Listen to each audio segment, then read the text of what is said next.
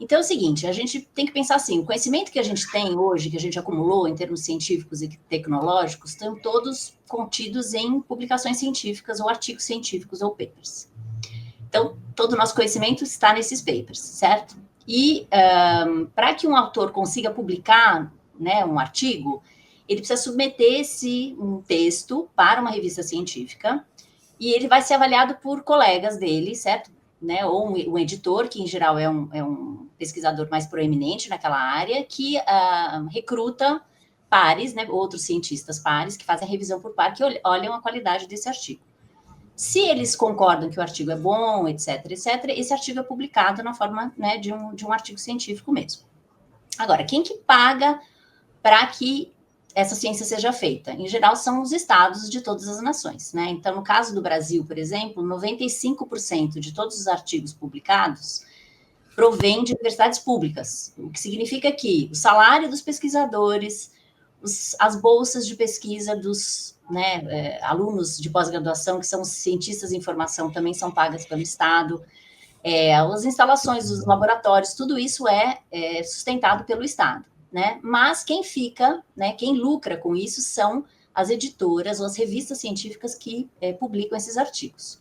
Então, que é uma coisa um pouco estranha, né? Porque você tem o Estado investindo e aí, mas o Estado não lucra com isso, né? Quem lucra são as revistas. Como assim, né? Como é que a gente está nessas condições? Então, o que acontece é que é o seguinte, para que um pesquisador consiga persistir na carreira dele, que significa que ele consiga conseguir fundos para fazer novas pesquisas, porque as universidades pagam a infraestrutura, mas elas não pagam o dinheiro para fazer a pesquisa em si. Então, os equipamentos, os insumos, isso aí cada pesquisador precisa batalhar junto a agências de fomento. Para que ele ganhe esses recursos, ele precisa ser bem avaliado, ele precisa ser um pesquisador, digamos, prestigioso. E esse prestígio é avaliado pelo prestígio da revista onde ele consegue publicar o artigo dele. Como essas revistas são majoritariamente privadas, são elas que determinam, né, esses valores de prestígio. Então, elas têm a capacidade de manipular todo o sistema científico de forma a manter o seu prestígio alto, certo? E os cientistas ficam correndo atrás também para conseguir publicar nessas revistas, até alterando o tipo de pesquisa que eles fazem para conseguir publicar. Por quê? Porque ele precisa continuar na carreira e conseguir o dinheiro para fazer a nova pesquisa. Então, essas editoras, que na verdade formam um oligopólio, até um cartel, há quem diga, elas têm todo o controle sobre a ciência que é feita no mundo inteiro. Né? Então, assim, isso é muito, muito grave e a gente precisa discutir mais essa questão.